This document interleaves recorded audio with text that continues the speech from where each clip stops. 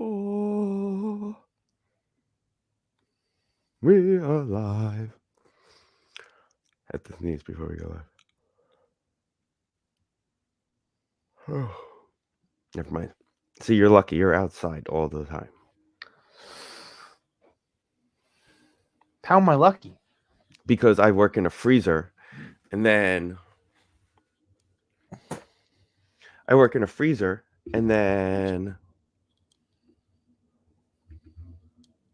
when I'm out of I work in the freezer, right? Doing what? Doing the shipping and receiving, whatever. Okay. And then I go outside, inside, outside, inside, outside, inside, and it's negative. It's 20 degrees, 60 degrees, 40 degrees, 20 degrees, all mixtures inside my body at all times. You're saying, okay, the difference between inside and outside Yeah, is a problem. all fucking day. Yeah. I'm pretty much, I mean, it's mostly, it's not outside, it's inside, but with no insulation. So it's kind of just always the weather. So when it's cold, it's cold. When it's hot, but yeah, it stays pretty consistent. Yeah, my body, it's... Oh, So look. I can dress appropriately. Yeah, I mean, I have multiple layers on, but, like, still, it's 20 degrees. It's kind of hard. Plus, if it's 20 degrees, then go outside, it's sweaty, and then it's like... Yeah. Also, the weather itself it's the weather. Like it was 62 degrees yesterday, and now it's I don't know, it was probably 40, low 40s Yeah. today. My computer said drastic temperature drop coming. I'm like, are you... What? I'm like, excuse me? Yeah, no thanks. All right, let's get this started. With that being said, I have a good way to get us started.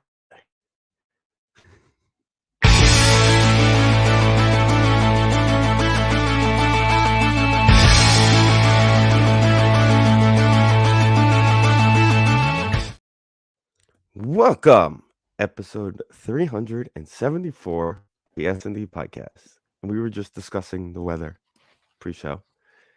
Did you watch the Ghostbuster trailer that came out today for the second version of the I couldn't Afterlife? tell.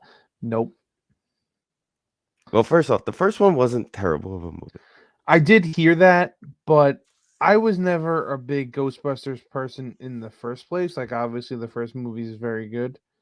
I'm not like a really huge fan of it, so I never went into the whole thing. So, the second movie, they're in New York, and it's the middle of July, and then New York starts to freeze, and all I started thinking was nice and simple. Where's Dennis Quaid? Oh yeah, I mean that's obviously what's up, pops. Dennis, where are Dennis Quaid and Jake Gyllenhaal is really what we need. Well, he clearly was bringing the elementals from Spider-Man back to Right, but see that's Ghostbusters. That's just crazy multiverse. But also, stuff Jake going on. Gyllenhaal was the one that was in the city. Dennis Quaid was not in the city, and then all of a sudden, very quickly, in the city. He got from California. I've never seen someone get from California. Like, we need that guy travel for real. Yeah, I don't. Yeah. Can you imagine how much easier it would be for the Mets to go cross country? Like teams to go cross country if you have that kind of we need to talk about this for 1 second. I don't know why we've discussing the movie the day after tomorrow, but we are discussing the movie the day after tomorrow. Because we discuss it every so often. It's really a phenomenon that we talk about a lot. The movie, the time frame in the movie is like, right? It's like a day long, right? Right. How did it get, like, obviously the weather happens, but at some point they start fighting wolves off in the movie. How did the wolves get to Manhattan already? It was like 12 hours. Weren't they on the boat? Yeah, what were the wolves doing on the boat? There was like a science project. That boat was supposed to be in like Antarctica. Is that what that was? I think that boat was supposed to be in like Antarctica or something, and they were supposed to help hunt science stuff. But I thought they were fighting the wolves outside the library. Or they just got into the library. They got off the boat. Remember the boat that ended up in front of the library because of the giant wave? Right, I guess. Now I have to look up where the wolves came from. Or were they just dogs? Was it just an aggressive dog? No, they were wolves. They were wolves. They were 100% wolves. Was it wolves or dogs? If you type in They, day after tomorrow dogs. I have a treat for you. This movie came out in 2004. I have a treat for you. We're going on 20 years for this. Go ahead. We got it on screen for everybody watching at home. Trainers brought 4 wolves to the set of the day after tomorrow. The wolves were okay. So they were wolves. It doesn't say why. We look to see what was factional about this. Due to man-made global warming. That could be a wormhole you and I do not need to go through. What is going on? The wolves are seen in the cage at the zoo, running in the snow and inside the medical building when they chase Sam into a... That wasn't a medical building. That was the boat. Wasn't it the boat? Remember? Excuse me, James. This movie is a instant classic. We love talking about how also bad this movie is. We're not denying that it's good or bad. But it's also one of those like middle of the day Saturday and it's on movies that you got nothing else to watch. You're watching it. There's also a great interview where one of them forgets the other one was in the movie. I don't know which one it is, Quaid or Gyllenhaal, but one of them forgets the other one is in the movie. I think it was Quaid. Because they're like, while their father and son, they're only in the movie the last like 10 minutes together. One of them forgot the other one was in the movie. I mean, Dennis Quaid did walk from California to New York. I would forget who's in the movie too if I had to do that kind of. I would too. Can anyone he walked from California to New York? That's beyond our. There's a message board here. We're going old school internet. Can anyone justify the wolves in the day after tomorrow? They were You CGI. went down a wormhole. There was no need for them. Yeah, I mean, this is. Does anybody have an answer? No, everybody's just saying it's a stupid part of the movie. Okay. They had escaped from the zoo. Okay, so you're right. They had escaped from the zoo, and they were looking for food. Okay, that makes sense. They were in Central Park, and then they made their way through the cold snow. Okay. They were on the. So there was nothing about a boat. So they kind of went like I Am Legend type of stuff. Yeah. They both want to forget they were in. Yeah, I mean probably, but now we at least know where the wolf came from. Okay, so now the next question: where are the rest of the animals? What did they do? Just hang out? That's great. What were the lions doing? Because if the wolves can get out, why can't the lions get out? The real thing they should have done is had them fight a polar bear, which is the polar bears are, I don't know, vicious apparently. But like, where are the rest of the animals? Yeah, it's a great question. Ones in the water, okay, the ones in the water probably froze, so they're probably still under that water somewhere. They're dead, unfortunately. They're gone. They're gone, probably, right? Why were the wolves the only one that survived, right? What are we doing here? The monkeys probably could have got to high ground pretty quickly. Yeah, we need Robin Williams Jumanji guy to come out and help us figure that out. This is not where I thought we'd go today. But then, like we said, there's always a possibility of first two things. There's always a possibility we start talking about this movie at all times. And also, it's a kids' table show because Danny's not here. So that's what we need. We need The Rock to show up to fight the animals like in Rampage. Or at the end of, you don't watch these movies, but at the end of the Fast and the Furious, he just decides to show up again in the last movie. The latest one, yeah. I knew he showed up because they ruined it when that would have been one of the greatest moments in movie history if they didn't. Here's the thing. They did it good at two things. It was for the people This isn't the latest one, though, you're talking about. I haven't seen the latest one that just came out like last year. Because there were people next to me, Dev and I went to go see it together, and there were two people next to me who did not know that was happening. And they were stunned when he came on the screen. Well, in fairness, it was like a week before the movie came out where it came out that he was in it. Right. So you could have missed it. It was possible. But then also they did it really well, I guess, well enough where they showed like there was a thing that was a person that was supposed to be him, like, but face covered and everything, and it was clearly not him. It was like half the size of him, so you wouldn't have been able to guess it was him. It was like a guy with a mask, like searching through a building with a gun or whatever. So here's what I read into based on that. He wasn't going to be in it, but basically, like 2 months before they decided he'd be in it, is when they basically shut down him being in Black Adam ever again, which is what made him call Vin Diesel and say, "Hey, can we get a post-credit scene or something to get me in this before it's released? But don't tell anybody, and we'll make it happen so I could be in So the end of it." the other thing that I think is what they're doing, right? They said also before the movie came out that this was supposed to be the last one, but it was going to be 2 parts. Now they're making it 3 parts. So the second part is going to be a movie with him without the rest of them, I think, because him and Vin Diesel don't get along. So I think he's getting his own movie in the middle of this process, and then they're going to go back to 3, and maybe he'll do something in it. The Rock's getting his own movie? Yes, because The Rock and Vin Diesel don't like each other, Well, so they don't want to be in a movie together. So I think he already had his own Fast and Furious movie. I think they're gonna go back and do another one like that as the middle of the 3 ending to this process. I don't know. It all sounds like a lot of mumbo jumbo. Yes, It doesn't make any sense. The other thing was nobody's going to make a movie now anyway, so it doesn't matter. They're never going to make movies again. It's over. nobody's acting anymore. Is that what's going on? Clearly. Yeah. I mean,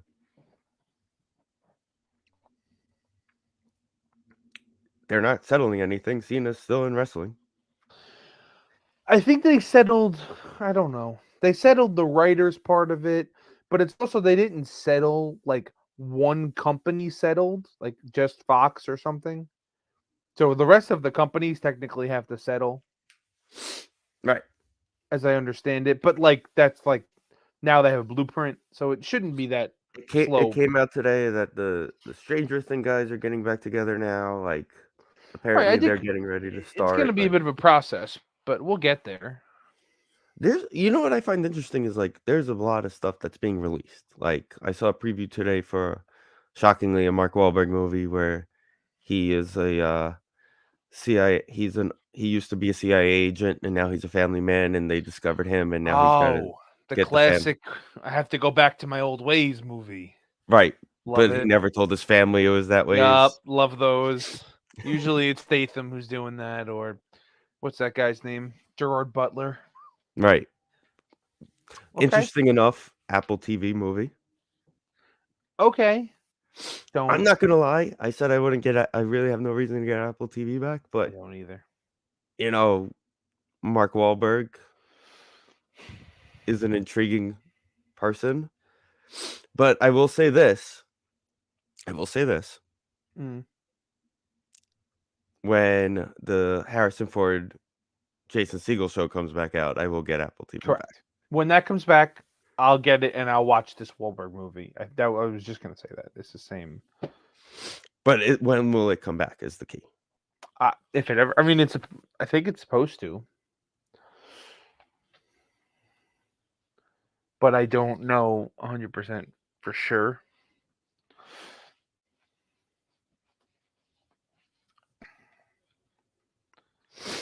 So, with that being said, hockey. Oh boy. Okay, this kid just airballed. This Gumpy just airballed a 3-pointer, by the way. Gumpy?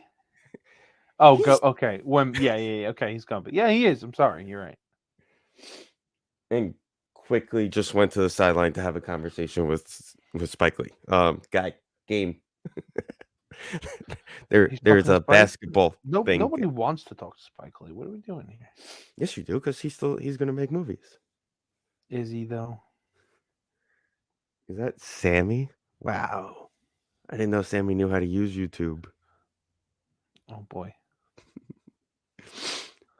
Shout out to the grandfather of the group.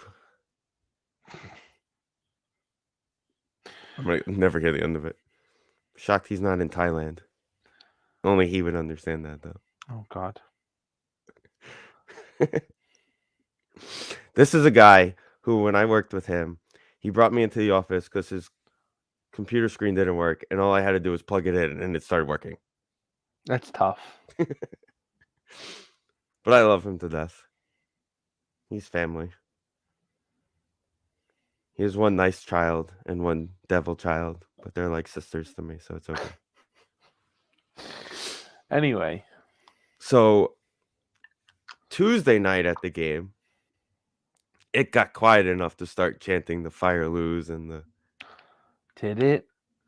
Lamberts at the end of the game. Love you too, buddy. Tough.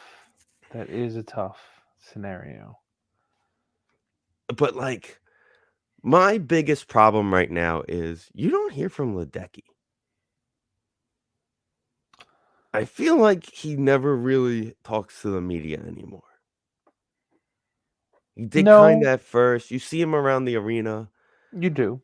But like, I appreciated those like mid-season Steve Cohen press conferences. They don't get you anywhere. No. They're kind of just ridiculous. And then he has the dog that they're training come out and hang out with the media after. But like, the fact that he's willing to do that says like, all right, I'm paying attention, but like, I'm not panicking because I'm still making millions. I get that.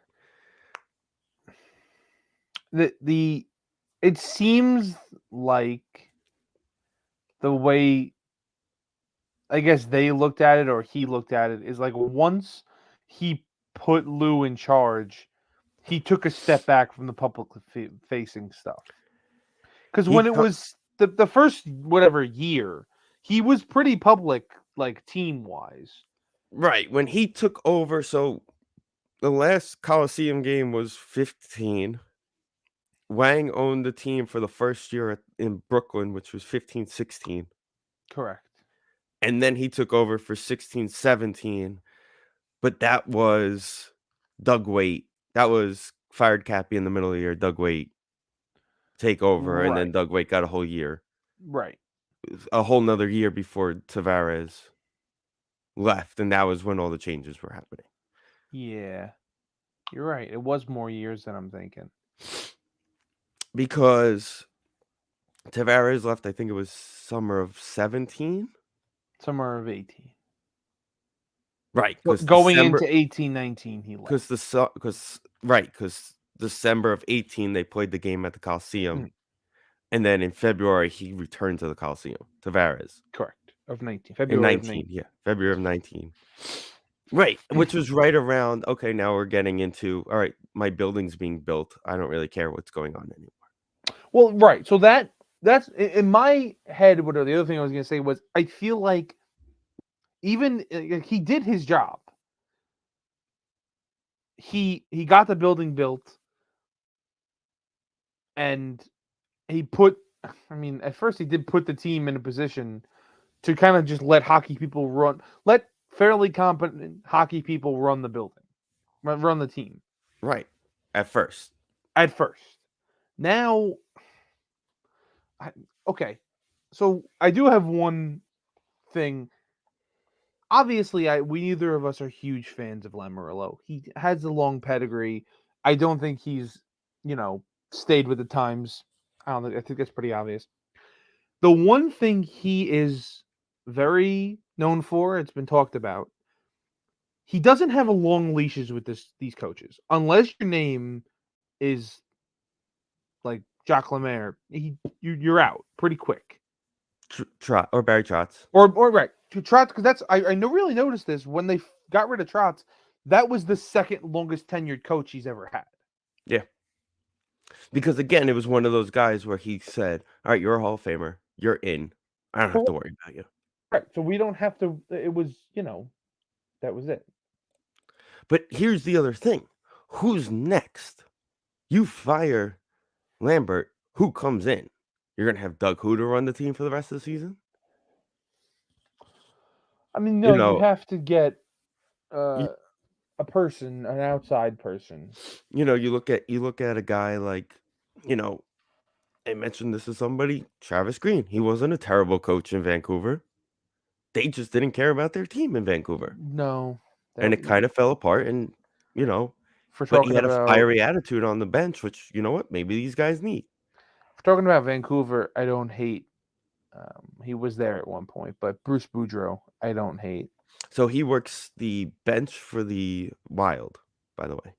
I saw him last night standing on the bench during warmups. He's like an assistant because No, he's not. he's like the TV guy. Oh, I was gonna say he's not a coach anywhere. No, he's not coaching. He's the TV guy. But my point with Travis Green being a younger guy type of situation in those scenarios, he is coaching. He's in the Devil's bench, so you can't hire him in the middle of the season because he's No. working. I got it. Figured it out. You know who's doing nothing right now, Vin? Thomas Hickey. Buck. I mean, I think Lambert's the most easily fixable problem. It's just not. You had a tweet a It's not couple weeks ago, and I praised this tweet, and you said it all went downhill firing Doug because Doug Waite told everybody just shoot the puck at the net, and it's going to go in. Anders Lee scored 40 goals that year. It's so And weird. It was too good of a system that Tavares left. He was like, I'm too good for the system, and I'm going to leave. It just made no sense. Like it made the point. I've thought about that for a while, but it made no sense because it's like they fired Doug Waite. We're going on like 7 years ago that they fired Doug Waite. They fired him for Trotz, who brought in the defensive system, which is fine because we sucked at defense under Doug Waite. But that team, it's amazing how everybody's contract was based off that team. Josh Bailey, Anders Lee. We still think Barzey's that guy. Barzey's great. I don't know if he's ever going to be a point-a-game player again. But he's got to get Bavillier back. That's the key. He's been all downhill since his boy left, and now that he's on the trading block, here we go. Who started with him? His original winger, Andrew Ladd. So that's who we need back. He's retired. Andrew Ladd was his babysitter. We need to get him back in here. First off, Dennis Seidenberg was the babysitter. He lived with Seidenberg. His on-ice babysitter. Second off, Andrew Ladd, retired NHL player. Coach. Former captain. Bam. Coach. Head coach. Yeah, I don't know. Mariusz Czukowski hangs out a lot around the arena these days. Might as well just give him a job too while we're at it. Is he really around that much? He's been at multiple games this year, which was kind of weird because nobody saw him until like the end of last season. And then you won't know this name. And I don't know how much history your dad has with the New York Islanders, of course. Not that much. But in the mid-90s, this goalie name was Tommy Salo. I remember the name. Okay. They either released him or traded him, and he vanished from the world. Showed up at the arena last night. Was at the game on Tuesday. And Tom and I, Ben and I both look at each other like, what? Like, I don't know. So famous Tommy Salo story. He broke his stick in a game, and my uncle knew. Do you remember at the Coliseum when they had the when you first not the glass team store, but like by the escalators was like a little team store? May have been after you started. They might have got rid of it like right when you started going to games. Maybe. So they had a store. My uncle knew the guy. Would like always in the concourse, you're saying? It was like right on the right next to the box office. Okay.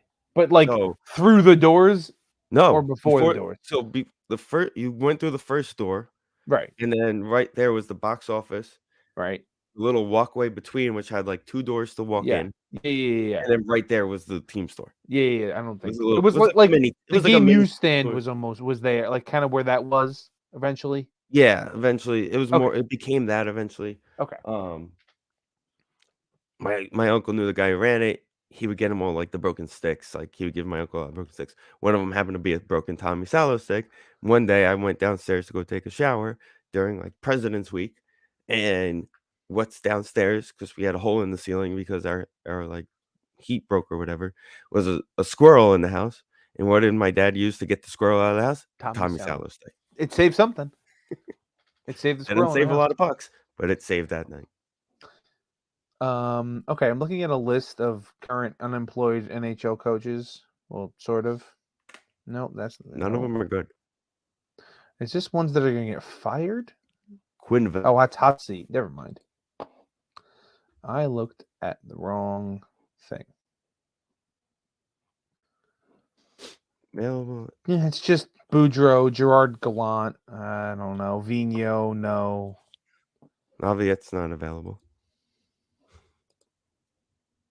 Is he? I thought he is. No, he's a Ranger coach. He's coaching the Rangers. What are we talking about? David Quinn is going to be available real soon. No, I feel like they're gonna keep him for the year. They got nothing better. What else are they gonna do? No. What else are they going to do? They finally won a game, though. First off, shout out to the history-making Philadelphia Flyers. They are the first team in NHL history to be the first wins for the only two teams in NHL history to start a season 0-10-1. Oh my God, that's so Flyers. They lost to the Coyotes in like 2016. Right, was that what it is? Oh, 2017-2018 Coyotes beat the Flyers, and now the Sharks. And now the Sharks are going to get hot, and we're going to play them in December, and we're going to say, whoops, we thought they suck. And guess what's going to happen? We're going to get blown out. No, absolutely not. Well, are we playing them next week? Or is it? No, no, that's not that trip. It's Western Canada. Western Canada, Seattle trip, I think, next week, right? Yeah. I think Seattle's on that trip. Maybe. I know Vancouver is because we just talked about it. So it's probably that area. I believe it's Seattle and then the Calgary, Edmonton. I know Dave's going to Canada.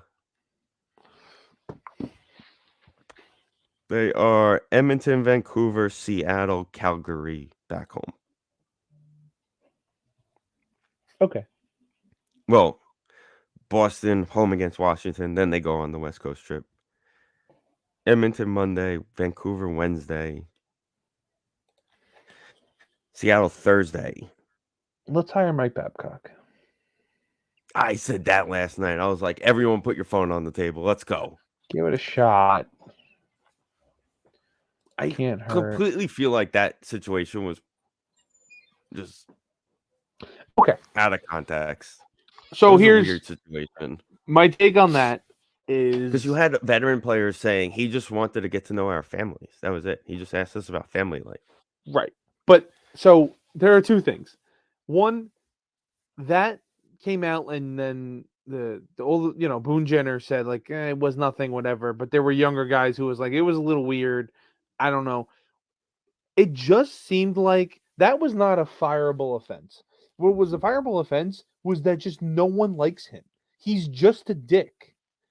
So they were just like, okay, I don't know why we did this in the first place. Let's just fire him now. Because when it happened, nobody came to his defense. Like media, hockey world, everybody was just like, yeah, it's just terrible. He's just not a good guy. So I don't know.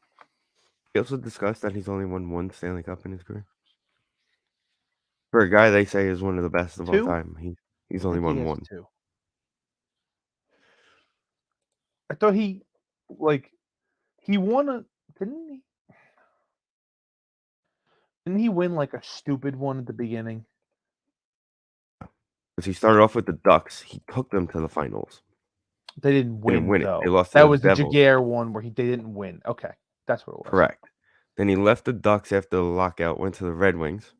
Right, and he won the Red Wings one when they beat. And he won the one with the Red Wings that they beat Sid. Yes. And then lost to Sid the following year. Sid. And then never went back. No, they kept making the playoffs because they were the Red Wings, but then that was it. And then he made the playoffs with the Leafs, but they didn't do anything. Right, he didn't win that Duck Cup, but they won that team eventually won the cup, but not with him as the coach. I forgot who their coach was. What's Mike Sullivan doing these days? The coach was Randy Carlisle. Mike Sullivan coaching these days? Isn't he the? he the Bruins Penguins. coach still? He was a Penguins coach.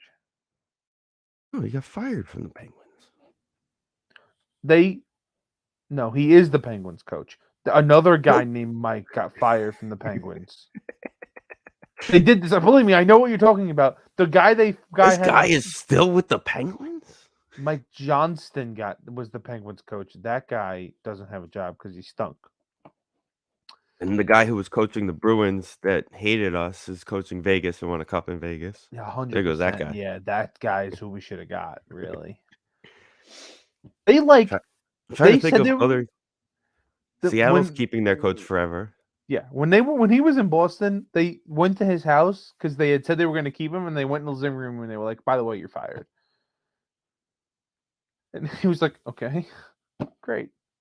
Who was the cab guy? Was that Gallant that they fired and he had to take a cab home? Peter DeBoer is available. Maybe that might have been it. Peter DeBoer. I'm looking at their coaching history, and it's Gallant, DeBoer. I think it was Gallant. It was Gallant. That sounds about right. And then the Rangers fired him because the locker room didn't like him. So seems like nobody likes me. I don't really want. That's the thing about hockey is it's the same 40 coaches just And they getting all cycled are around, disliked. and it's like they all suck. Yeah, that's why they don't have jobs anymore. So that's. I mean, we're going back to okay I'm back on the Andrew Ladd bus now. I feel like someone's got to give him a shot. It's going to be us. I'm on that. I mean, the last time we hired a former player, it did not go great. To be completely honest. Excuse me, Anders Lee had 40 goals. So if did you see the other part of that tweet? Okay, they gave up more shots than the Buffalo Sabres the year they were trying to lose to get Connor McDavid, and they just didn't try to play hockey. They had like 45 points, and we gave up more shots than that team. Well, that's why we brought a defensive-minded coach in. And you know what else it did? I didn't mention it in this tweet. It made the whole fan base hate Yarrow, who went on to just still be good for another like 4 years. He just signed with somebody too. That's why he's still playing. And they were like, "No, we got to get rid of this guy." I'm like, every first period they have 25 shots and we're losing 2-1. In fairness, okay. In fairness, No, in fairness. The people that disliked Yarrow was because that first year with Trotz, we had the best 2 goalies in the league. We had Leonard and Grice that first year. Well, I mean, but still, I'm saying people were like, because we let Yarrow go and then sign Leonard, so people were like, there's no point bringing him back.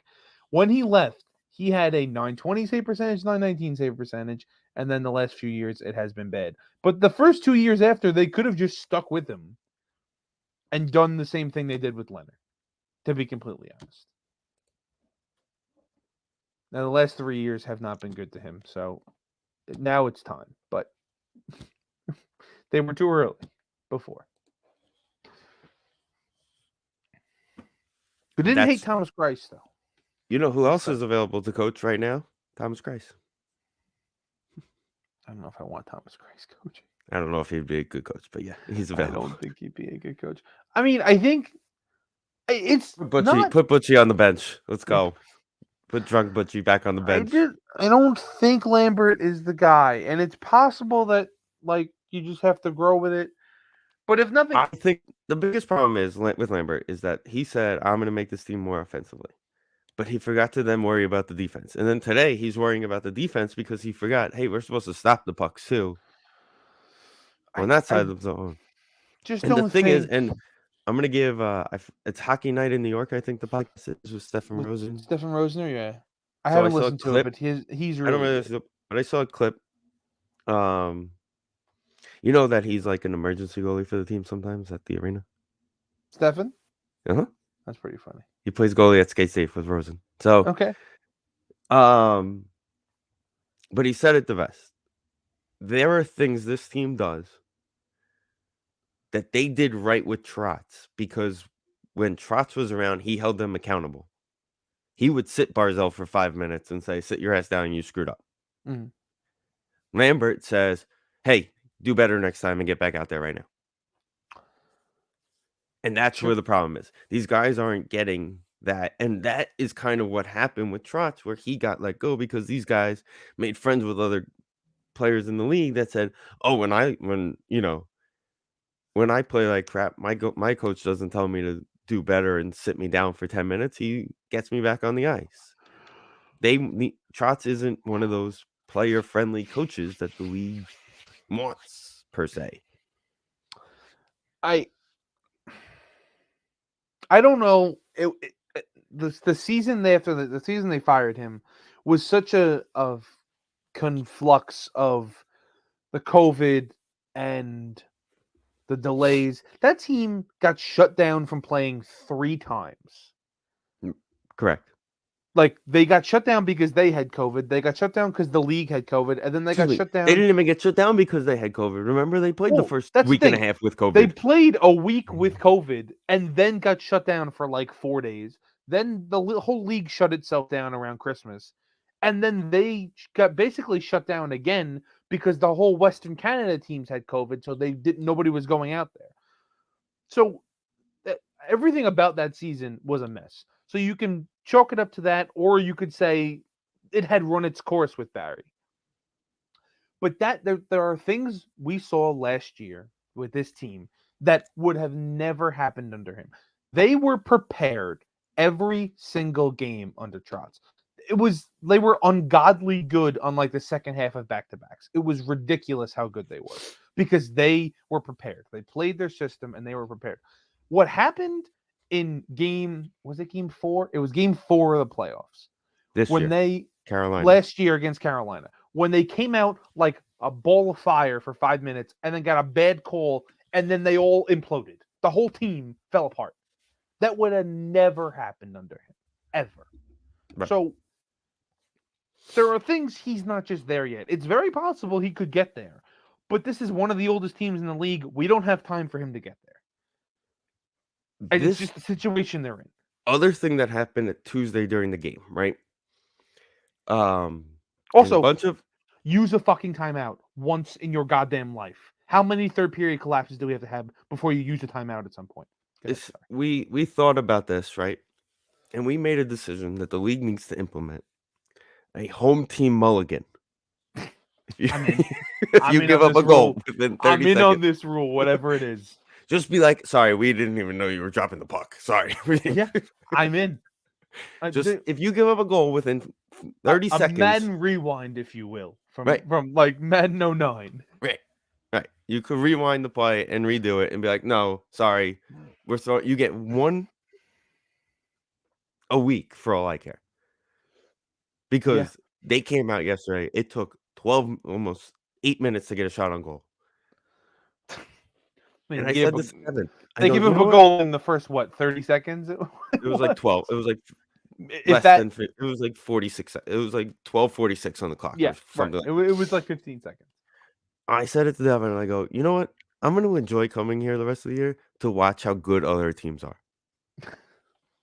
Because that's what I was doing yesterday. Because watching Minnesota's power play, and it's just like really so smooth, and like we're so bad. And it's funny too because like even Rosen said it to me at the game. He's like, we collapse, we just fall. What we do is we make a small little box. We do the tiny box inside the zone where we just leave them on the outside, and they can do whatever they want. I know, and it's also like everybody else pressures people for zone entries on the penalty kill, and we don't. There's no pressure. You walk in the zone free every single time. It's got to be a strategy thing, but I don't know why you would pick that strategy. Also, Pierre Engvall, you may want to remove the puck when you're in your own zone and he you're had down a on the one. Like, okay, I forgot who said it to me, but Romanov's got to watch that backdoor guy though. I was like, no, the puck should be on the other side of the ice. We shouldn't even give the puck. If Engvall passes Romanov the puck right in front of the net, he then passes it down the ice, and we're not in that situation. He's been good, but that was a bad one. And also power plays moving forward. I'm yelling pass. I'm not yelling shoot, because all they do is pass. If we yell pass, maybe they'll shoot it. That's not a bad idea. Or we should yell pass because I don't know. Or maybe we should get players who can actually play on the power play. Not Sebastian Aho. It's just insanely infuriating that they all just stand there and wait for Barzy to do something. I've hit the point where I'm just like, call Robin Salo up. Now's your shot. Oh, please. You're Yeah, not going I'm anywhere. done. Yeah. See what he has. See what he can do. You give it a month. If you're not happy, guess what? There's going to be a team that wants a young defenseman who needs to be worked on. San Jose is going to love him. To go out there, be a young defenseman and learn with the team. He can't be worse than Aho. Right? He was supposed to be that guy. They're paying. I mean, I know he wasn't playing this game, but they're paying Bo Horvat $8.5 million, and he's playing fantastic. But they don't use his spot on the power play. They don't make that pass to the bumper ever. And when they did, the two times they did, they scored. Yeah, that's what I'm saying. But they never. It's not part of their, I don't know, system. They've never really done it. Well, don't worry. Lampert is helping the power play get better. I miss Scott Gomez. Today. Great, wonderful. How long did it take for me to yell at them? Scott Gomez. Jeez. You wonder what honestly, what is Cappy doing right now? Ben's assistant coach for Ottawa Senators. Is he? Yeah, he's been there for like 2 years. Bring him back. What about? He's got a job, I think, too. Where's Scott Gordon? Where's Steve Sterling? You know what? Here's a great question. Steven. Ted Nolan. Where's Ted Nolan? Yes. So Ted Nolan was a good ass coach. Where is he? What do you think he's doing right now? He's got to be in Buffalo doing something. The last thing he did was he was the coach of the Polish national team in 2018. Hell yeah. So he's not doing anything. Sorry. Also, that Sabre team that I was talking about that was trying to lose, he was the coach. It's unfortunate. All right. So when's the next Connor McDavid coming out? Yeah, exactly. Where is Scott Gordon? Let's see. Where is Scotty boy? Last time that was he is the assistant coach for the Sharks. Okay, so not the best spot. Guess what? We're about a week away from that entire coaching being available. I can't wait. The fact that he has worked as much as he has, he was an awful coach. He went to the Leafs after we fired him. He was their assistant coach. And then he was the Flyers AHL coach. He was there, Brent Thompson, because he was there for 6 years. Oh, yeah. By the way, so I have an interesting Christmas. You ready? You really get ready to get very interesting here? I'm in. Okay. Talking about the San Jose Sharks. He's been in Ottawa since 2019. Okay, go ahead. Their hockey operations advisor for the Doug Sharks. Waite. Yep, for the Sharks is Doug Waite. Their general manager is Mike Greer. Okay, I knew that. Was Doug ever there? Who? Well, he was never on the Sharks, right? No. I think he's just friends with Mike Greer. Nabby is their goaltending coach. Not surprised. Their director goaltending. That's what it says. Thomas Spear is their goaltending coach. So. Wait, it says director goaltending? Director, goaltending. Oh, okay. I was gonna say, if it just said without the comma, that's just the way he talks. He made his own title. It just said director goaltending. This gets so much better, Vincent. They can't get better. Just try to for this team? North American amateur scout for Minnesota is Thomas Vanek. Of course it is. Of course it is. So they're paying Thomas Vanek to just live where he lives and maybe scout high school kids. Player development is Mike Ricci. Used to play for them. Yep. Okay. Is Tommy he the Wingle player development person in Pittsburgh? Also, player development coach and hockey operation advisor is Marlowe. Is Patrick Marlowe? Yeah, that's just the title. That's just the please don't leave us ever. Right. That's just the title. Thornton's gonna get one of those in a few weeks. That's it. That's all we got. Okay. That's all the Thornton will notable be there. Names. Unless Thornton wants to work for the Leafs. I don't know, either one. I say he's gonna go back. He's finally gonna go back to Boston. Like he wanted, That's always wanted. not a bad idea. Maybe let's hire Thornton as the coach.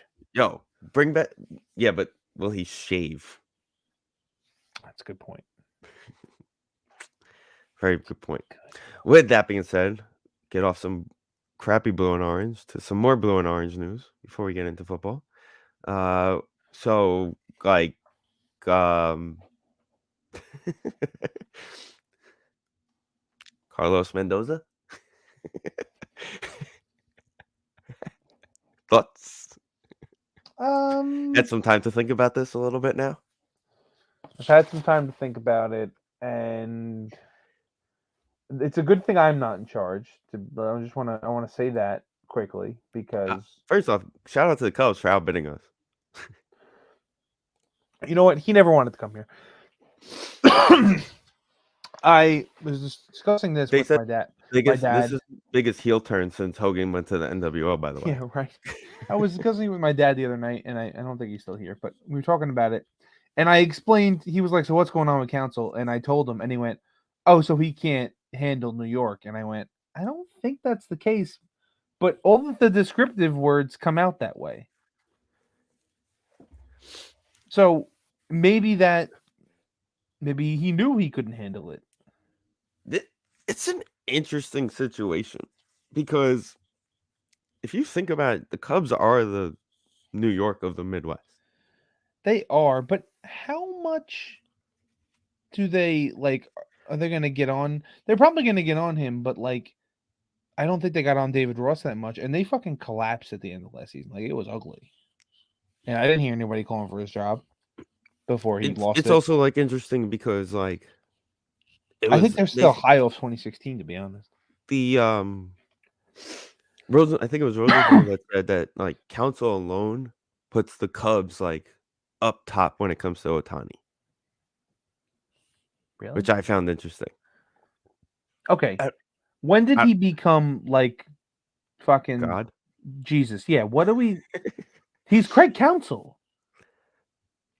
See, what I liked about him, and I was kind of hoping the Mets would go in the direction was,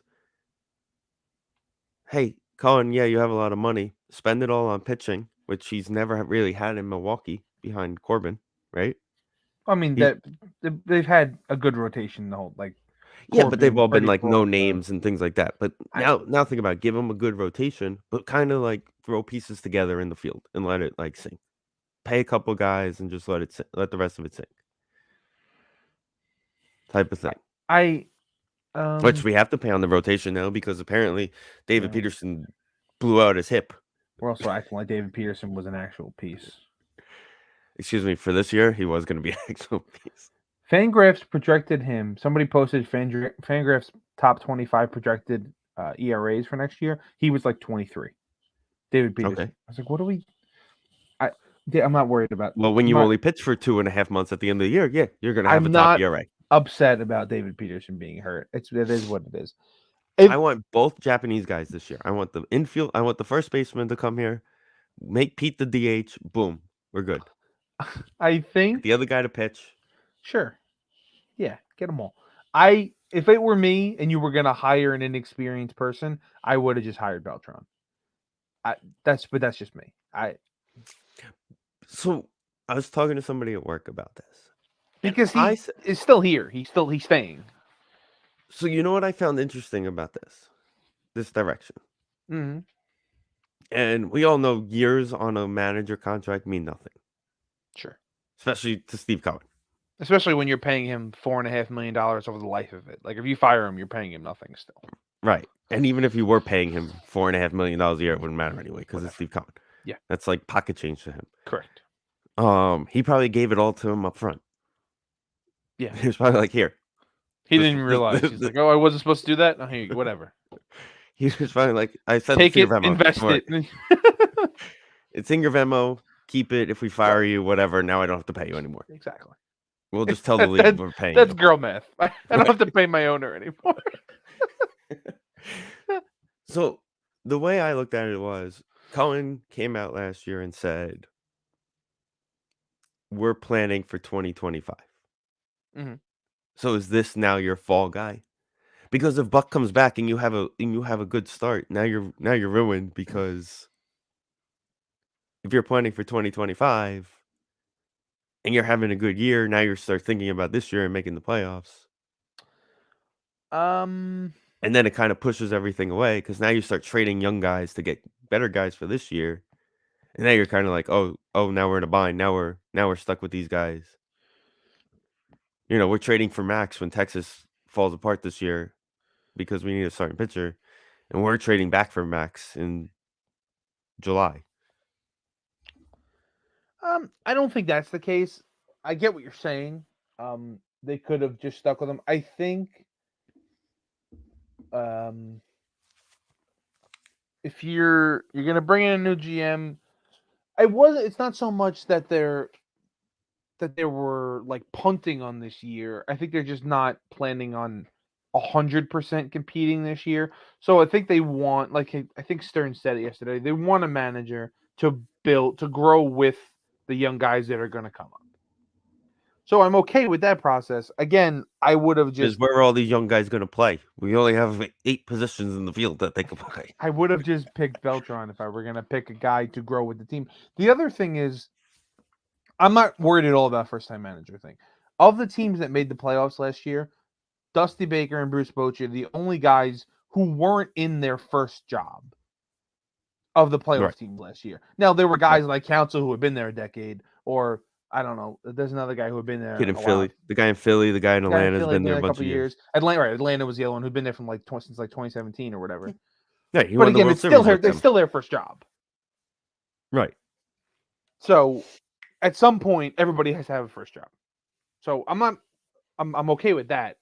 And I'm okay with them growing with the team. I don't know anything about the guy. Whatever it could be. One of the good things I did like was that the Yankee beat writers were kind of like, all right, the Mets players and the fans are going to like this guy because the locker room loved this guy in the Bronx.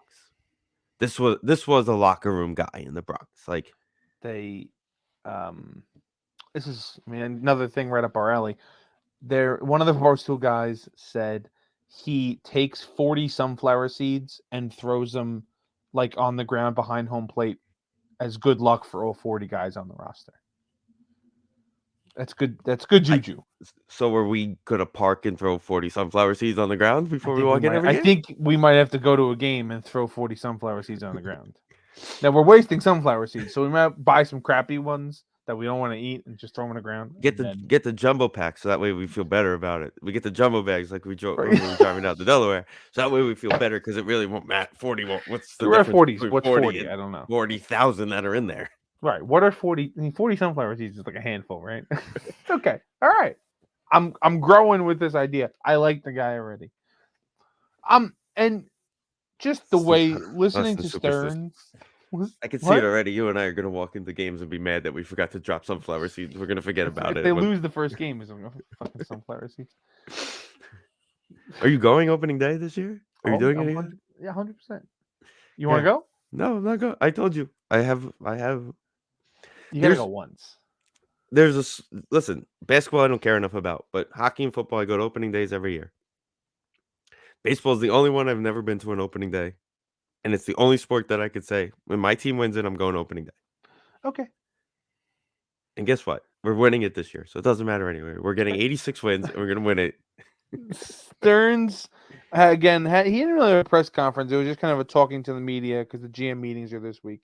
Right, he'll have a bigger conversation at some point this weekend. But he said it seems that like they're going to focus a lot on pitching, which makes sense from what they said last year and like the plan. Their version of not competing this year is like we're not going to go all in on the bats. Like they have to replenish the bodies of the people they traded last year, pitching wise. But I don't think it's going to be like Jordan Montgomery and something. I said to somebody at work, whether we sign Ohtani or not, I want the kid from Japan. Yamamoto is the other one because it all kind of. If you look at the universe, it all kind of lines up. He's being represented by the same guy. Senga is represented by. Yeah. He's friendly with Senga. Like, they're good. They're buddies. Like, it's leaning towards we have the making of getting him, which will be fun. And again, He was officially posted today, so that process takes like a month. I think they said he yeah. has to make a decision in a month. I think. So that's that. The other guy, I said to my coworker, I said, I 100% expect this guy to pick up the phone and call Milwaukee. Call what's his name first? Corbin. Is he a free agent? He's not. He's got one more year He's of one more control year. left. Yeah. But saying, listen, that wasn't me. Ownership doesn't want to pay people. You know that. It's Milwaukee. Yeah. But guess what? I've already put a call in. We're trying to make something work here. I already have a new contract for you, and you're going to get paid a lot of money. And you're going to get paid. You're getting like $100 million. Right. Whatever. Easy. Or 150. I'll give you 150 over 5 years, whatever it is. Yeah. You know, Wheeler-ish contract. right. You're not going to give him. I don't think he was a finalist again this year. He had another good year. He was banged up a little bit, I think, early. But I don't think he was a finalist for the Cy Youngs, right? No, let's see what his numbers were. Like I said, I think he had some struggles early, but he ended up with a 3.39 ERA. He was 10-8, which that's his worst season, pretty much ever. But like I said, I think he was a little. But again, he was also pissed off going into the season about the arbitration thing, and The arbitration thing was savage. Yeah. But again, that's a franchise that doesn't want to pay their guy anyway. They don't have the money to pay the guy anyway. So again, I can see a situation where, that JT Schwartz kid may be gone. Go to Milwaukee. You may trade the catching prospect behind Parada for him. Is there another one? There's got to be someone down. There's got to be another one somewhere. Where's that guy who was in Brooklyn for 10 years? I don't know who you're describing. Gavin Cigani? Oh, no, Gavin was in Binghamton for 10 years. Binghamton forever. LJ was in Brooklyn forever. And only one, except for when we went to Binghamton. Yeah. He was always in Binghamton when we was there. You got 800 shortstops. They can have two. Brett Williams said he wants to be on the team next year, so I'm looking forward to that. Ronald Hernandez is in single A. Is the next catching prospect on this team. He's number 20. At some point, here we go. We have a Baez. Can we we'll give them the Baez because I don't want that guy on our team. At some point, I don't know which one, but at some point, one of the guys that they traded for or that is coming up is going to be used to get traded. Right? Whether it's they're getting Soto or they're getting a pitcher or they're getting somebody at a deadline, they're going to be used as something. So I did find the interesting. Is that now? I don't think, but we'll see. I did find the interesting comment out of Boris today, on Wednesday, of Soto's not going anywhere. Soto's expected. Oh, he said that? To be that he said it. They asked him. He's like, "What's going on with Soto? Is there a trade partner?" He goes, "From what I understand, Soto's expected to be in San Diego's starting lineup next year." Stern said he doesn't anticipate trading Pete, which is we knew. It's funny that you say that. See what what's more important is he said when Boris was asked, he said, "Well, when it comes to the polar bear, we're not in contract hibernation." Yeah, I know. I hate when he made some fun. He dropped bars today. Like he said, I don't know if you read this. I sent in the group. It said Chicago got the comforts of a full belly. They're going to have to loosen their belts to keep Bellinger. Okay, I'm glad you said this because I tweeted it today. The thing I hate most about him is he thinks he's funny because he makes these puns every offseason. He did it with the Wilpons too. He just thinks he's funny. That was a good one, though. No, he's the hell out of me. No, I think. And the answer is no. I don't want Cody Bellinger because we'll be the team that gives him a big contract, and he'll go back to crappy Cody Bellinger. All his hitting, all the hitting, and it's getting a little analytical here, but all the batted ball data show he was very lucky last year. So I don't think it's going to continue. Now he might have found his stroke again, and he's just not because he hit like 320, and he might just not hit that. He might hit like 280 and still be the guy he used to. Who knows? Listen, he was always a swing for the fences. Correct. he wasn't really a big get on base guy. He was always a swing for the fences, and The MVP year, I think he hit for a high average. Let me see. Really quick, 2019 that was. He hit 305. okay. So that was pretty good. But again, then it was 239, 165, 210. Then he hit 307 again. So maybe he found it out of nowhere. I doubt that. Everyone finds it on a 1-year contract. It's possible. Yeah, right. Which is what we talked about with the Cubs in our preview before last season. We're like, this could either go great or everybody's getting traded at the deadline. And what And stinks was it somehow was going neither so of those good. things happened. And the problem was it was going so good that they didn't want to trade anybody I because know. they were like, we're in it. Right, And then it it all fell fell apart. apart. Yeah. What you mentioned Soto. There was a report that the Padres might like Sell everything. well, they're gonna keep Soto because when we heard they were cutting payroll, they were like we were like he's gone, everybody's gone. They're gonna try to trade like Bogarts and Tatis, but keep Soto. Like just use the money for Soto. I don't know. If Tatis is available, I don't know. Where is he going to play, Vincent? He seems like a disaster, like off the field. He can play right field. Marte's not doing anything. But can you imagine, like, him homering and Lindor being on base? They'll be, like, dancing at second base together. No, I just don't. He seems like a nightmare, and I just don't really want to deal with it. That's the biggest problem. That, like, if he goes out there... He seems like a baby. Like, him and Mauricio will start dancing in the middle of the infield after a big catch. And, like, it'll be like, guys, we have a clock. Let's go. There's a clock. There's a clock now. You can't do that. Listen, at the end of the day, you know, I know it's November 8th, right? Yep. This is what I'm expecting. Alvarez behind the plate, Pete at first, Mauricio at second, Lindor You think Lindor at short. Mauricio? Excuse me. You think Mauricio at second? Yeah, Mauricio at second. Okay. You're gonna have Lindor at short, of course. Yep. Beatty's gonna be your third baseman. He is. Jeff's gonna be in left. Nimmo will be in center. Some created player will be in right field. Okay. But I'll tell you this: long shot on November 8th. Don't be shocked to see Acuna playing right field opening day. I don't. If he has a big spring and he's playing right field during spring, because they said in winter ball he's playing right field. I just don't know if I want to throw him into a new position right away. They did it with his brother and it worked out pretty well. I'm just saying. He's hanging out with his brother and Mookie Betts and learning how to play right field. We'll see. Okay. I think not about playing defense, Vincent. If I had to guess, listen, if you tell me I'm going to have a soft season of him playing, I got to put up with him being able to catch the ball, but he can't throw a guy out in right field for a full season, and he bats .290 and steals 60 bases this year and scores over 200 runs. Are you going to complain about a season? You're going to complain about him playing right field? Well, here's the thing. With the defense, when he wins Rookie of the Year, with the defense we have seen the New York Mets play in the outfield, I can't complain about anybody.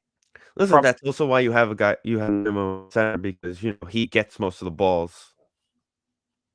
We had a team that went to the World Series that had Michael Kadire playing left field. Exactly. I mean, so no, I'm not going to complain about any of it. We've put Lucas Duda in left field. Lucas Duda, Daniel Murphy, Todd Hundley. We go down this list all the time. Jeff's there now. Jeff's there now. Listen, Jeff's a fine outfielder. He's not Dom. What a disaster that was.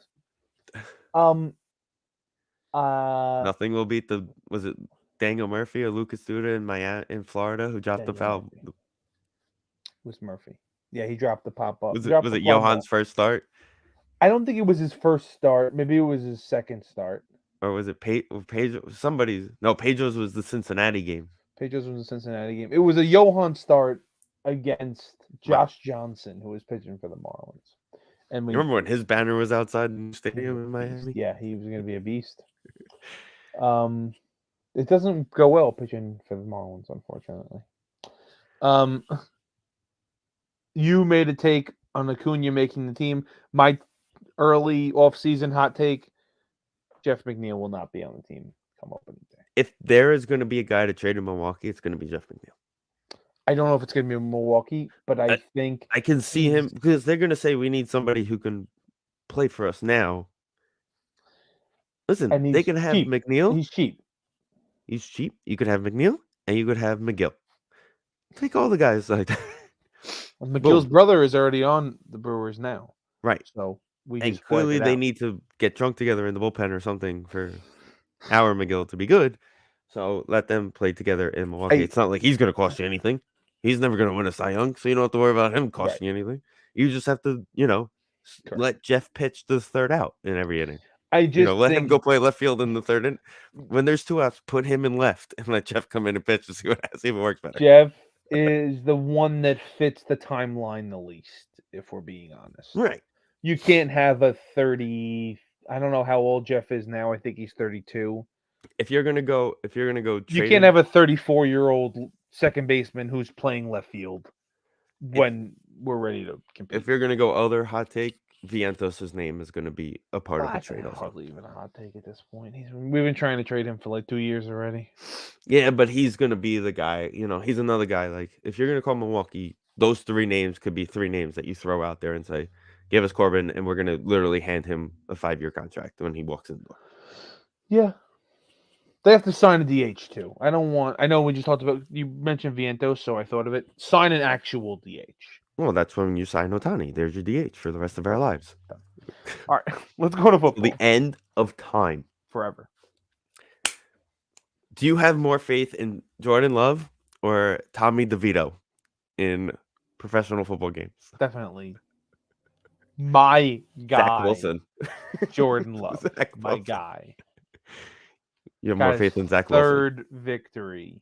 We talked about this at work. The Giants and Jets should trade quarterback rooms for a week and see what happens. See if it gets worse. It could. It'll somehow get worse for both. Like somehow Zach Wilson will go to the Giants, even though he's better than Tommy DeVito, and be worse than Tommy DeVito. Did you see what Robert Salas today was on the Michael K show? Wait, can I ask you a question really quick first? Go for it. Did you play backyard sports when you were a kid, like backyard baseball, backyard football, yada, yada, yada? I played backyard baseball, yeah. Okay, there was a character in the game. He was an Italian kid with a cigarette. His name was Tony Del Vecchio. That's who I think of every time you say Tommy DeVito. That pops in my head like that guy's playing quarterback. Anyway, go ahead. Okay, so let's see if I can find this. Let's see if I can find the exact wording. So he was Robert Salas, the coach of the New York Jets. Oh, God, I saw this. This was yesterday. He was on the Michael K show. Yeah. And was asked, why do you keep playing Zach Wilson? Mm-hmm. And he basically said, and I quote, because I found the quote, I don't know. I'm going to plead the 5th. I'm going to plead the 5th. You mean to tell me your boy Tim Boyle can't do any worse? But that's the other thing, is his other options are Tim Boyle and Trevor Siemian. And he's sitting there. Sorry. His other option is Aaron Rodgers with a torn ACL, who looks better than all of them during warm-ups. I mean, this is a legit. Okay, so one, Tim Boyle. He's not playing this year. There's no way. He's not playing this year. Tim Boyle and Trevor Siemian cannot possibly do worse than Zach Wilson. You might as well give one of them a shot. What you also couldn't do worse, it is very possible that you would do better or as good, is if you did every snap at a shotgun and then had to Byron Leftwich carry Aaron Rodgers down the field on every single play. It's possible. Yeah, but the difference is, you know what the difference is? Byron Leftwich had Randy Moss. He did. Okay. It's a lot easier to chuck a ball to Randy Moss than anybody else that's on the Jets. No offense to Garrett Wilson. He's not Randy Moss yet. I do think Garrett Wilson's going to be good. I'm putting that on the record.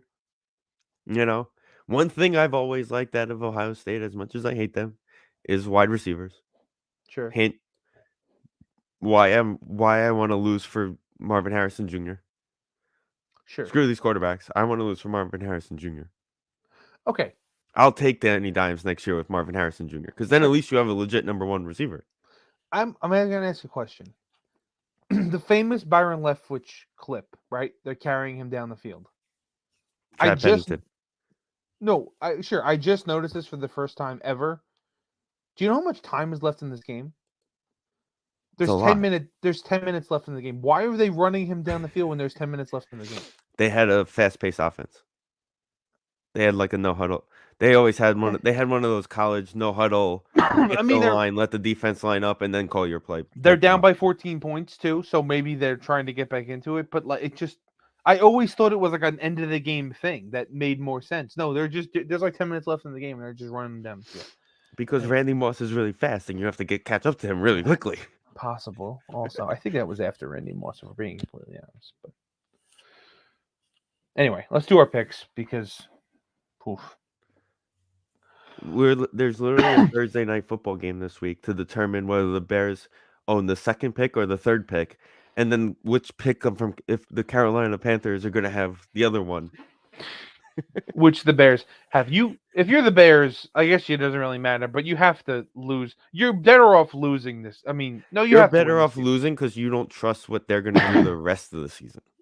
Well, I don't know if you have to beat them to get them to go down. You want to lose if you're a Bears fan because you want to guarantee yourself one of those first two picks, and the only way to do that is your own team.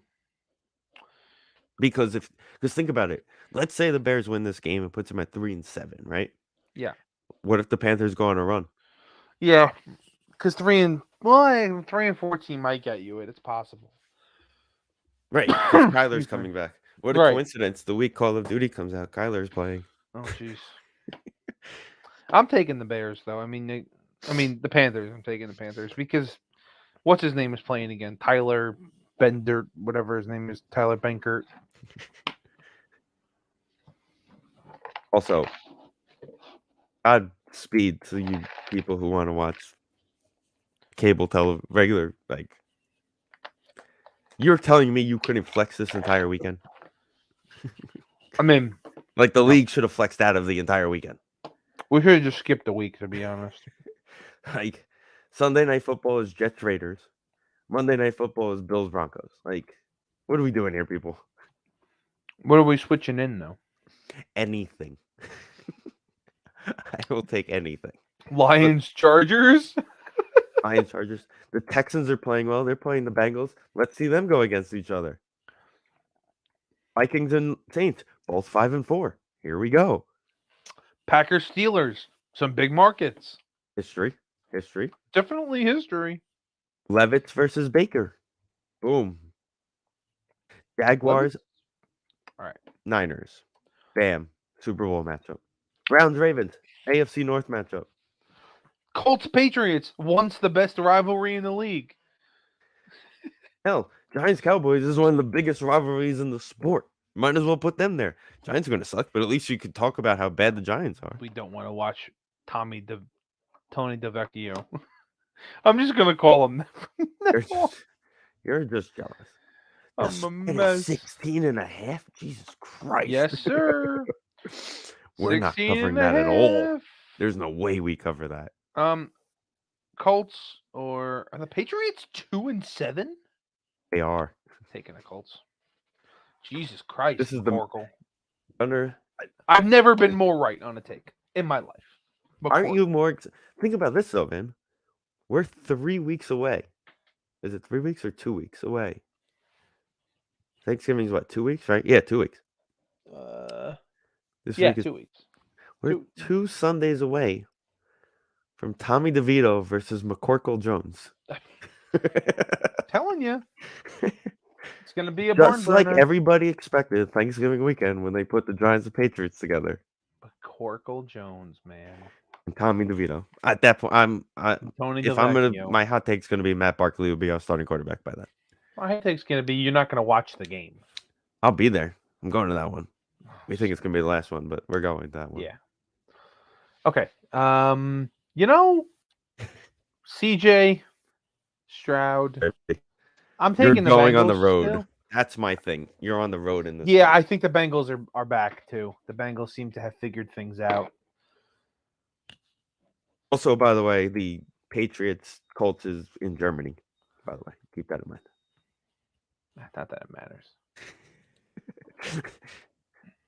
Maybe Bill found some German guy to play quarterback this week, and they're going to come out there and destroy the Colts. I don't know if I trust Gardner Minshew around that much beer, though. That's the only problem. I mean, do they have more than Indianapolis? Yeah, I think in Germany it's a lot. I want to take the Vikings. I'll be completely honest. So I'm going to do it. I hate both these teams. They're both so. Dobbs has got to be starting this week, right? Well, the other guy's dead, so yeah. They started somebody else this week. Yeah, besides and Kirk. He got killed. Literally. He got killed too? Yeah, he got hurt. That's why Dobbs had to come in. I thought he was just bad.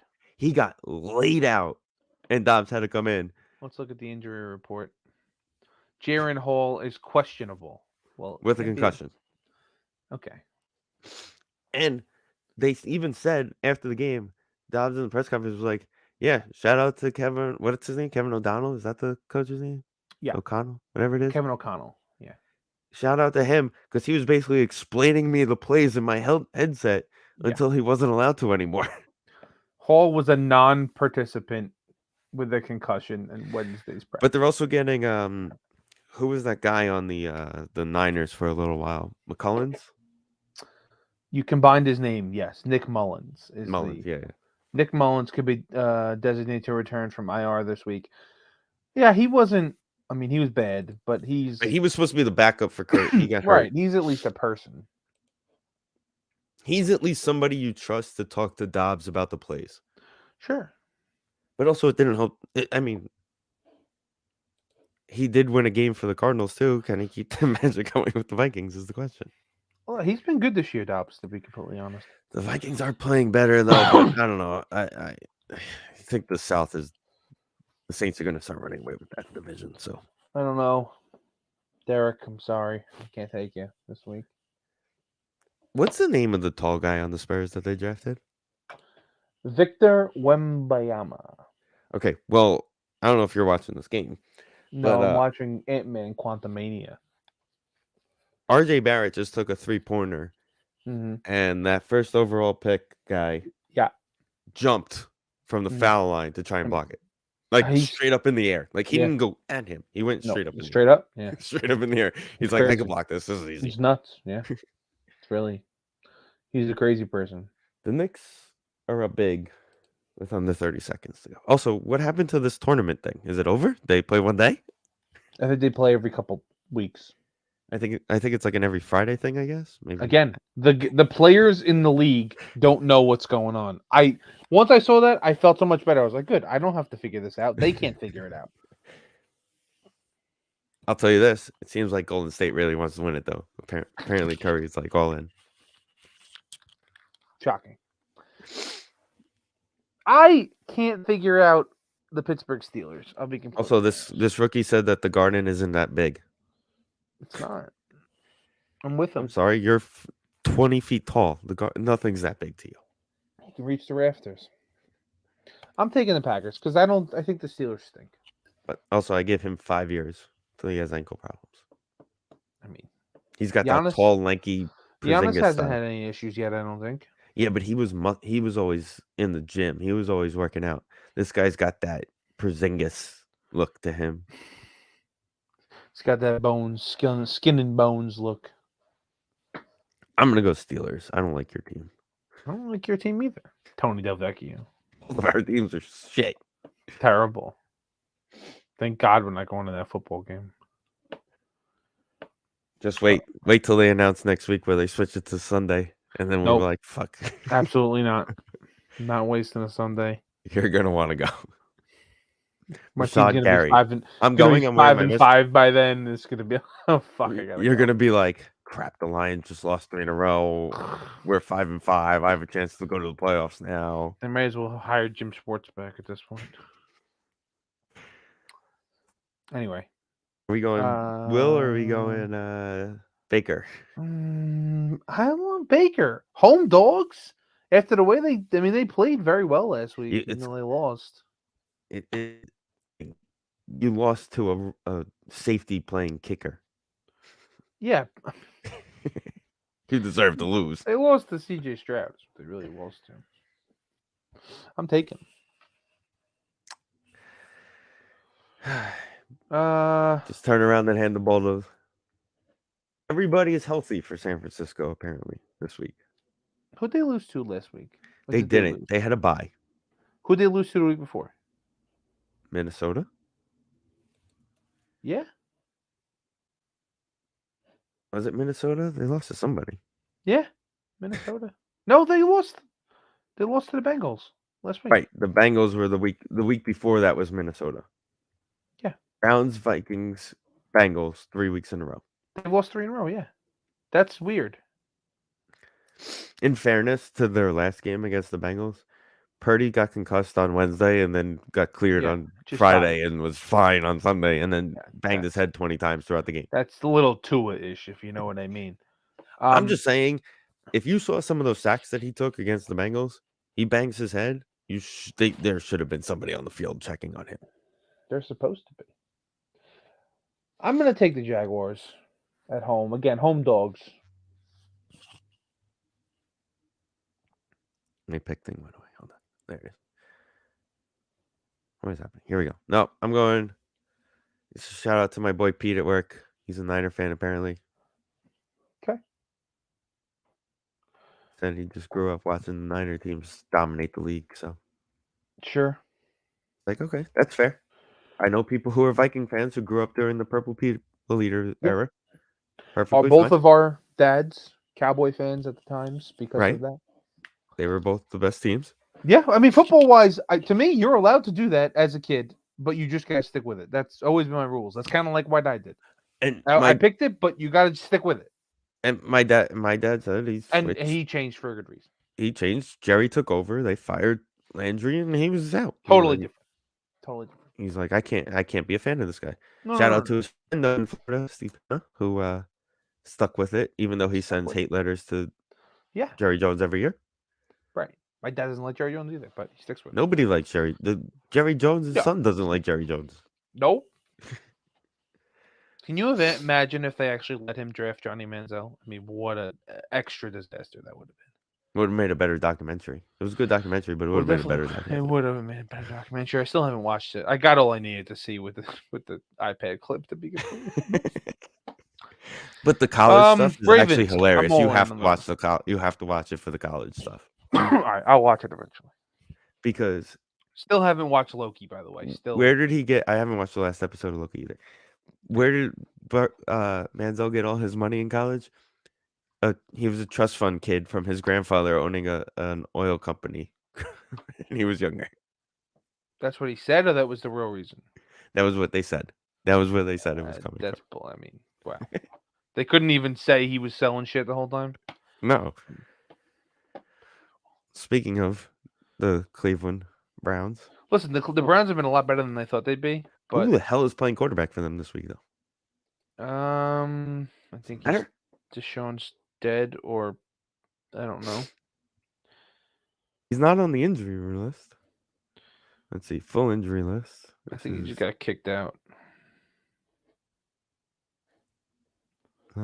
Cleveland. Where are the Browns? Browns.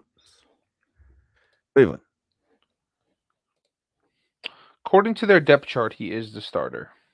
He's not on the injury list this week. But then again, he wasn't at this point last week either. I don't know. He's not good. That's the problem. So that might be the worst Ravens at home. That might be the worst contract in the history of sports, to be completely honest. Could have been worse. Could have been the team that traded for him. Oh, wait, that was the team that gave him the contract. Yeah. Cardinals, Falcons. Heineke, baby. You gotta take I mean, that's my guy, Taylor Heineke. Come on. Also, the Cardinals are they're back to being what we thought they were going to be. They got rid of their quarterback. They're back to being what they were. The key is now you're going to learn, is Kyler your guy next year, or are you drafting someone in that first? Because in my opinion, in fairness to Kyler, considering he's got the contract, you may say to him, if you have the first pick or even top 3, you may say, listen, we're going to take Marvin Harrison Jr. We're giving you your weapon. I Show us think what you got or you're out. it's better for everybody in this situation that they pick somebody and they trade him and we just go our separate ways. Yeah, but who's going to trade for him is the question. Well, we see how he plays the last half of the season and see what happens. I don't think his contract's that crazy. This guy stinks, by the way. Somebody traded for Russ, Somebody traded for Carson Wentz. Someone signed Carson Wentz. Yeah, shout out to the Rams. Now I know why. That guy stunk. Okay, so you said this contract's not bad? Oof. Kyler's? Yeah. Next year's cap hit is $51 million, dead cap 81. Following year 45 against the cap 33. So it goes down, but That's still. that's a significant drop off right there. Yeah, but you still have if he's gone. Hold on. So they got to restructure it. Let's see. If he's traded before June 1st, $59 million dead cap for the Cardinals. Traded what do they care? But if they trade him after 13 this year, 46 next year. What do they care? They're not going to. He doesn't really have any outs. He has no outs though. But they're not going to be winning anything in the next few years. It doesn't matter. And they'll have a cheap quarterback because they're going to draft somebody. It'll be fine. But if I don't know, if the Cardinals keep calling Cleb, he may stay there another year. He keeps crying on the sidelines anyway. He may stay an extra year just to. Yeah, I don't know what's up with that. He may go for a revenge tour. He must cry because nobody goes to his birthday party. That's what it is. That's obviously the reason. Yeah. The Chargers didn't impress me. They played the Jets. Did they impress you? No, I said they didn't impress me. I'm taking the Lions. That's the first home dog I'm not taking. 16 and a fucking half. Bro, I really want to take the Giants to just cover it. It's so many points. I'm taking the Cowboys. I'm sorry.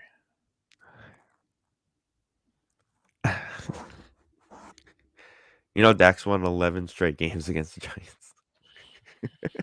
They're definitely going to win, but it's 17 points. The Cowboys have a tendency of just getting up early and then stopping. Yeah, but we also have been outscored by them 40-0 so far this year. All right, so I'm taking the Cowboys. Cowboys, Seahawks, Raiders, Bills. It's amazing how bad Josh McDaniels is just watching the Raiders play like an actual football team last week. Oh. Raiders all the way this week, baby. I mean, no Antonio offense Pierce to the win Giants, out. but still. I want Antonio Pierce to be the Vegas head coach going into next season. You want to hire him? No, I said Vegas is head coach next season. I'm saying, do you want the Giants to hire him?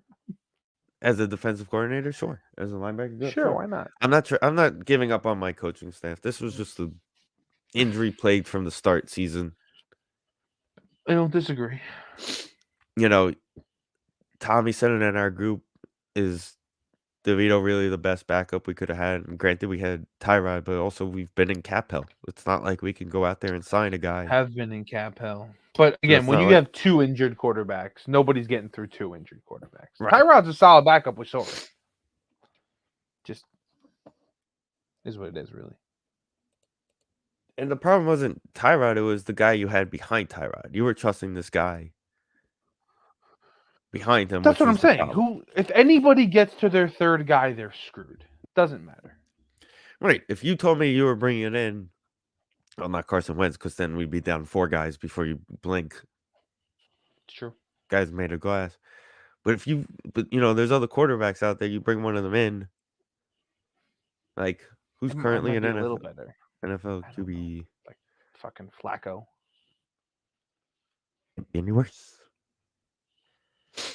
Foles. Always available. Yeah. You bring one of those guys in and you're kind of like, okay. That's fine to be Tyrod's backup while this guy's hurt, and we'll cut him. We'll practice squad him and call him up for a couple weeks, and then if we need him, we'll use him. Oh, what's his name? Oh, long neck. Mike Lennon. EJ Perry's still a free agent. Who? Remember EJ Perry? God. What did you say? EJ? EJ Perry. I don't remember EJ Perry. Bryce Perkins is still available. Yeah. Who was the XFL guy? Who was the Bama guy? AJ. AJ McCarron. He's available. That's a guy you could. That's a name. It depends. Like that's the guy I'll be okay with. It's a person. It's a name. But didn't he just win a championship in the XFL? Would he really want to leave there to come to the professional I don't think football? the XFL counts. Matt Ryan and Tom Brady are available. Colt Tom Brady McCoy. retired. They're Matt just Ryan got available sacked on the players. sideline in a suit the other day. I'm not signing Colt him to be McCoy. Do it up honestly, again. Matt Barkley, again, you could have signed him 3 weeks ago. I would have been okay with that. He knows the system. That was why I'm okay with him. This is a list of available players based 46 off and a half, by the way. last year's 2023 free agent list. Chase Daniels on here. I think he retired, but give it a shot. Ben DiNucci. Again, I'm okay with. I would have liked Matt Barkley to be signed 3 weeks ago. It doesn't matter. Because then you could do Barkley to Barkley all day, every day for the rest of the season. If you get down to your third person, nobody's winning anything. So just no, I 100% agree with you. But at least Matt Barkley knows the system. He's a veteran. You can kind of he just got here though. He doesn't know anything. Yeah, but he played for Buffalo for all those years under them. Oh. They were talking about it last year, bringing him in. They should get Ken Dorsey back. That's who's going to be our offensive coordinator next year. Ken Dorsey. Yeah. We need an iPad throwing coordinator. That's what we need. Do you think it makes a difference if the coordinator is on the sideline or not? No, they have phones. Because the Niners are having Steve Wink move to the sideline. I don't know why it matters. I don't know. It's like a big deal. Like the players are apparently very excited about it. But you have phones. You could just pick up a phone and talk to him. And he could see more from the booth. Right. You see, I don't know. Maybe it has to do with Chase being his first game. He wants to be able to help him a little bit more. Be more hands-on with him this week. I don't know. Anyway. With that being said, try to turn the Giant game off by halftime. Should be. Who's the backup to Dak Prescott this year? Don't tell me. His name is Trey Lance. That's it. No, because he didn't come into the game and the third thing. You skipped the GOAT.